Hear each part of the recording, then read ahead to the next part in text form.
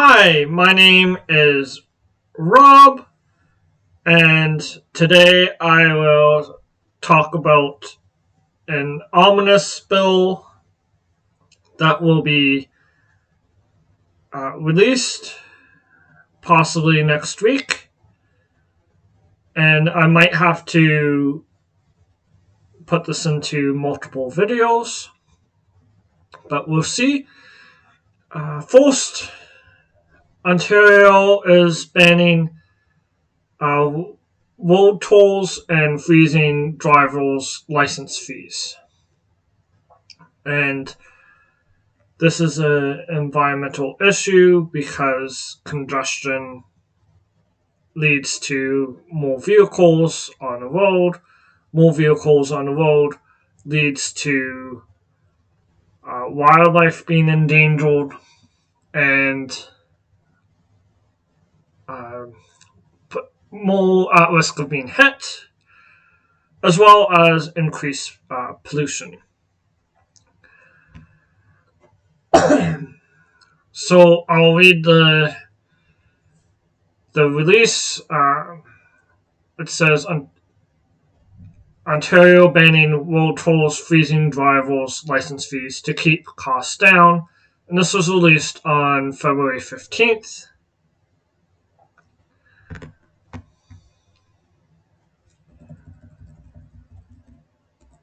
It will introduce legislation that will ban tolls on provincial highways, the Don Valley Parkway, and the Golden Knoll Expressway. The province said that they scrapped tolls on highways 412 and 418, and they cut the gas tax, as well as eliminated the license plate sticker fee. I have explained how the provincial governments and the opposition are wrong about the carbon tax, and in that a previous video that I made, I talked about the elimination of the gas tax specifically, and how that is a bad policy.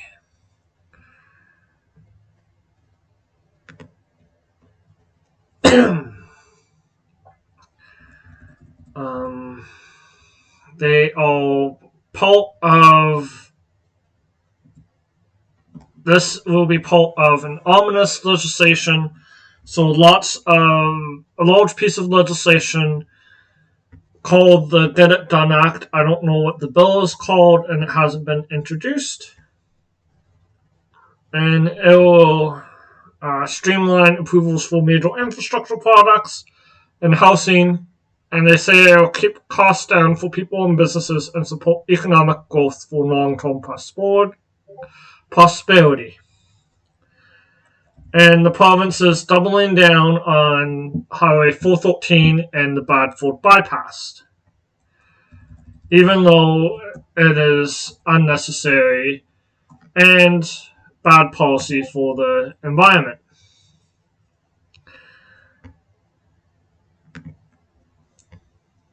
I'll get into why this is bad policy. So those report we can't get there from here, from the Canada's Eco-Fiscal Commission.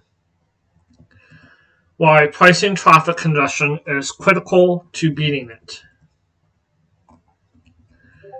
And they are a group of independent, policy-minded Canadian economists.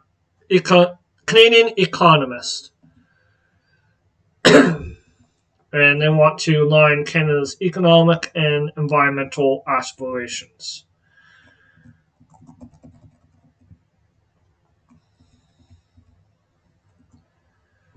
Congestion waste times for commuters and goods. And they say congestion pricing is an essential but missing piece of smart urban smart transportation policy. This proposal to eliminate the possibility of road tolls on provincial-owned highways eliminates the possibility of road pricing and therefore good policy.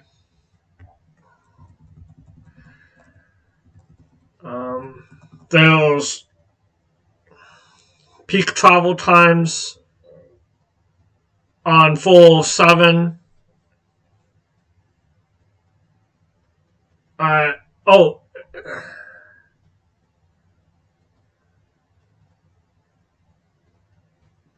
yeah. Peak travel times on Highway 407 move at free flow speeds, while and this was when was this made? I'll check. I didn't check.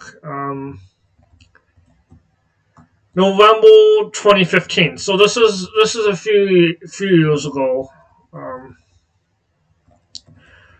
prior to the current government in Ontario.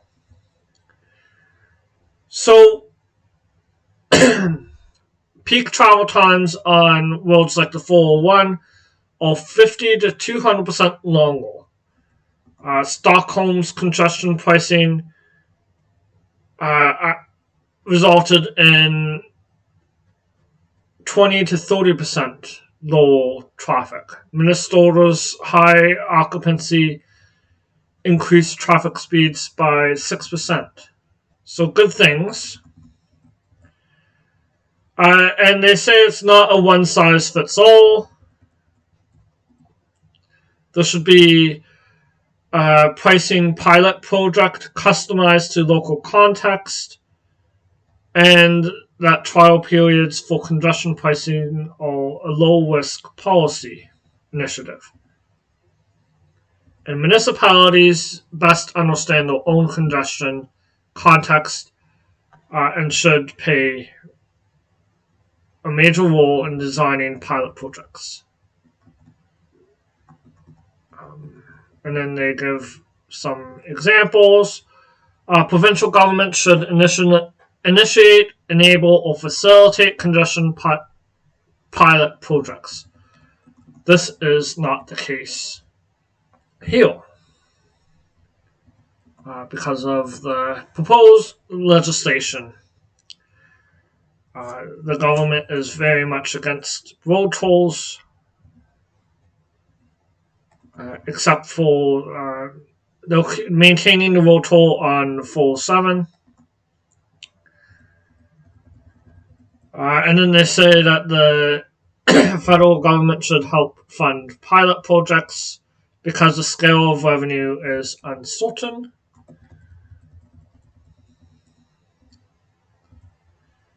And that they should evaluate performance of pilot projects.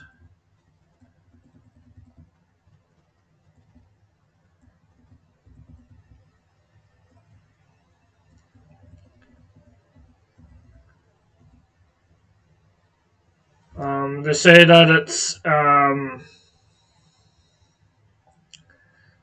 economic, environmental, and social challenge for cities.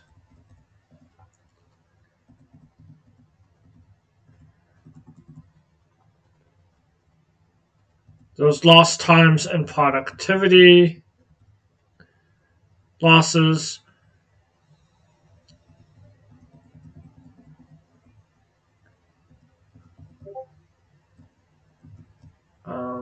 Let's see.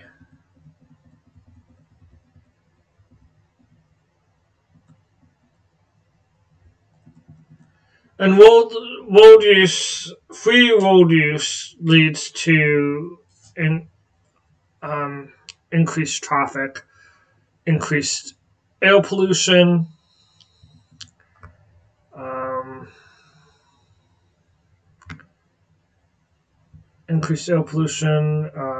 increased accident risk, and that includes with turtles who are very vulnerable to road use, fragmentation of habitat if more roads are built.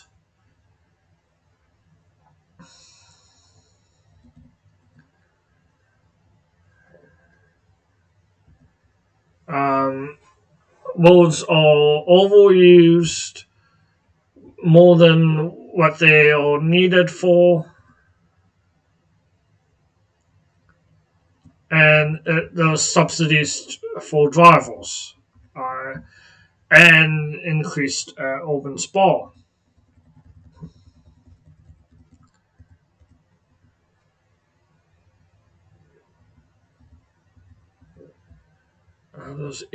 They talk about economic benefits as well to the um, driving driving, and then those some case studies from various cities.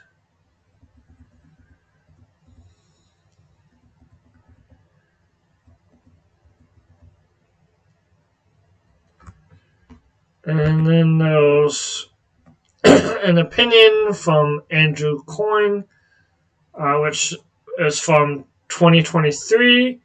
Road pricing works. It's in use around the world. Why not in Canada? And this is in the Globe and Mail, June 30th, 2023.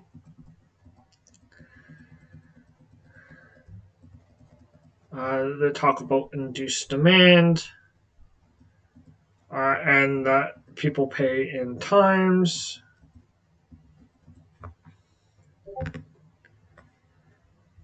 Then there's a statement from Environmental Defence about this legislation. The Ontario government's so-called Get It Done bill would revive sprawl and land speculation scandal.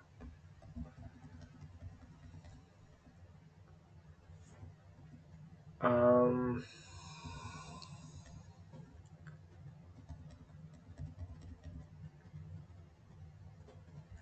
let's see.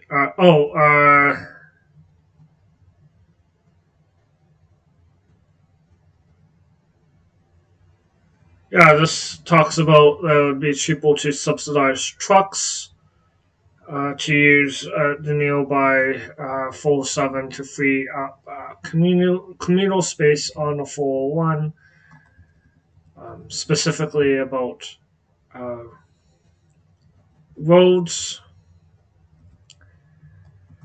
The bill would also backtrack on a reversal of boundary settlements, uh, which the province reversed as a result of public pressure.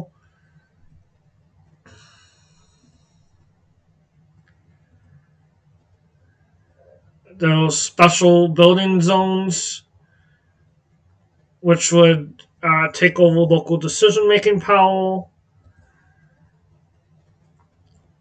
which would force municipalities to devote infrastructure and resources away from building more labor and cost-efficient housing in existing neighborhoods in order to prioritize sprawled subdivisions. That's from the media release.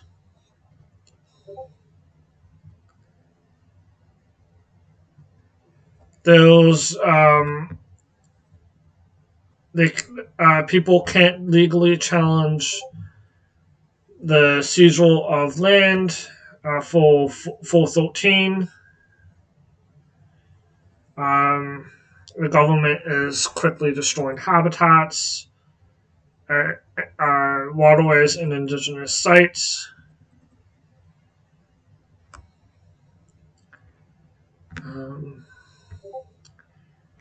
There was an article from the National Observer, new traffic study. Oh, let's see where I am.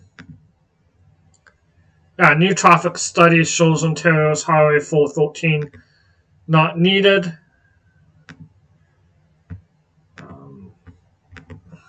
So this is from November 7th, 2023 by Abdul Motin Salfaz. in the National Observable.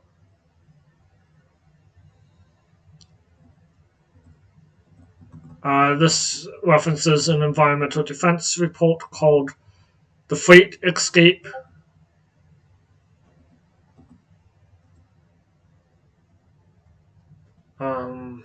Was talking about moving trucks from Highway 401 to 407, and it could save $6 billion a year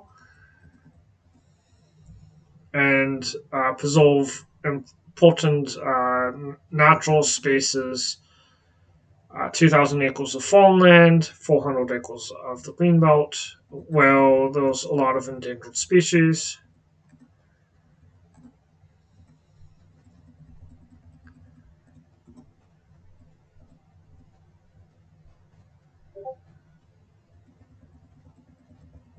Um,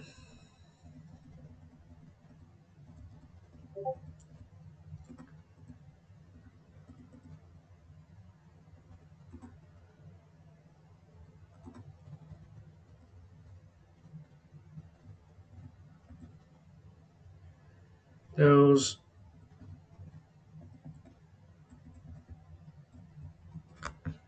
yeah. Then the in the bill, and in an environmental registry notice, those proposals to. Oh, I should say that the notice is due on the 20th, which, if you're listening on YouTube, is today or, or tomorrow, depending on when I post this, but the comments will due on the 20th of February.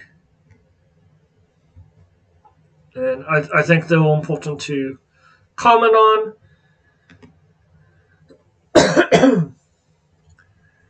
So Ontario is going to weaken environmental protections. There was an article in the Norway by M.M. McIntosh called Ontario to Cut Protections for Tiny Endangered Fish Along Route of Highway 413, which will limit the number of waterways which are set aside for its recovery. And it's talking about the Redside Dace, and they help manage populations of insects like mosquitoes.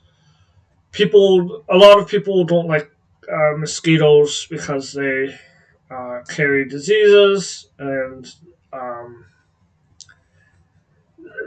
when they bite, and um, if you're not a fan of mosquitoes, then protecting the Redside Dace is important. But um, if we don't protect the Redside Dace, there will be an overabundance of mosquitoes.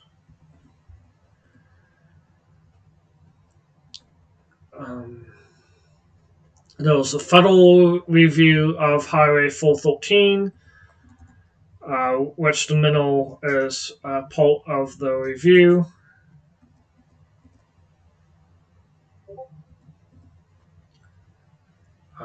Some of the proposals is to reduce the um, time that minerals can be protected from 20 years to 10 years.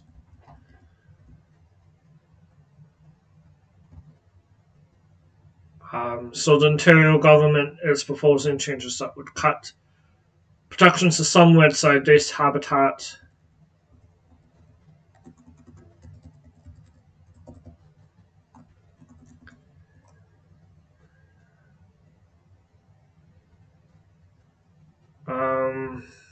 yeah, the province's public consultation on the proposed changes is open for feedback until February 20th. In 2021, the Auditor General found, and this is quote from the article, found that the Environment Ministry has never denied a permit to home species at risk and grants most automatically, a practice that started under previous governments and was continued under Doug Ford's progressive conservatives. It also doesn't do any inspections to verify companies are following on their uh, permits, the conditions on their permits. So there was Ontario Endangered Species Act, which prohibits anyone from damaging occupied habitat or places where Redside Dace have lived within 20 years. That's the current. They're proposing to reduce that to 10 years. Um, and recovery habitat would be limited to streams and waterways directly adjacent to where the minnow has lived in the past decade instead of the past 20 years. And instead of uh, where they could be reestablished, it's directly adjacent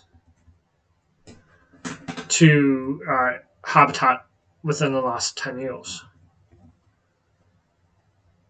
Um, Even though the provincial government spent money uh, in reintroducing Redside Dace and protecting habitat, they're backtracking on that now.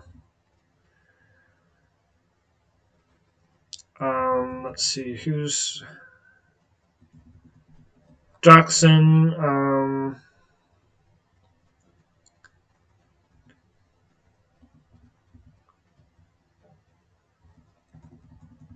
I don't know who Jackson is. I'm just seeing who Jackson. Someone quoted in the article.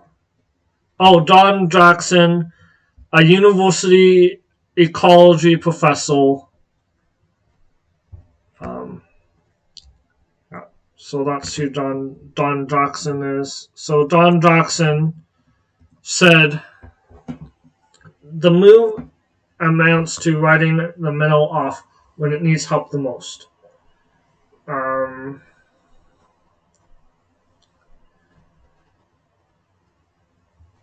and they can't be reintroduced if places where they live all developed or destroyed. And quote, it's not a science-based distinction. And the article says Ontario Nature um, says the only possible interpretation is that the amendments are geared towards facilitating development at all cost. Then there was like a bit of history about the Redside Dace and um, that construction boomed in 2010s, and the middle have plummeted in the last decade. There's also the trouble that scientists have been uh, having trouble getting permits from the Ontario's Environment Ministry to study the species and gather evidence showing where it might still be present. So some of the streams that might be developed, including with the Highway 413, may have Redside Dace, but because there's no studies, the development might still hold. Um,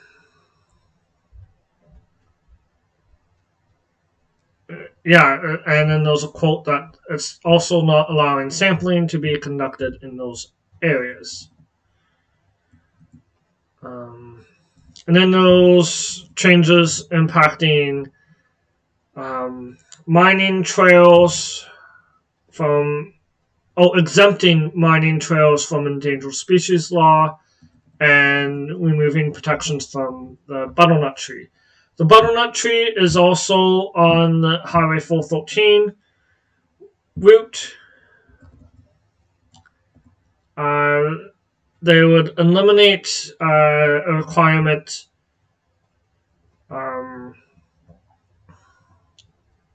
there's currently like a 30-day pause before a development can occur. The government will be eliminating that, so development could occur and impact butternut, even without a report. The article says that the government failed to protect the butternut tree among other species, according to the Ontario Auditor General from last year.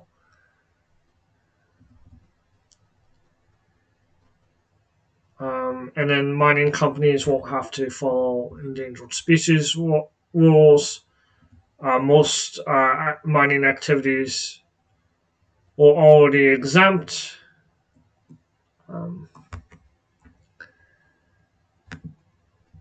So this is the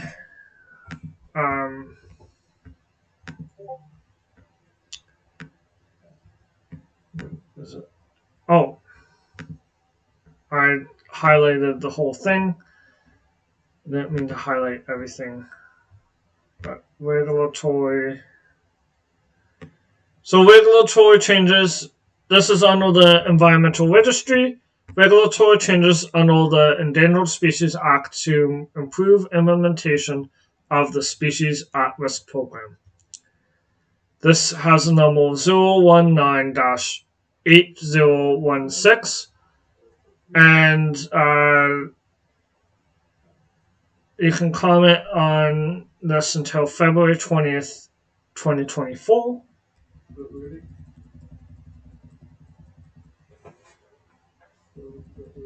Yeah. So I'm just I'll pause for now, and pick up this video later on.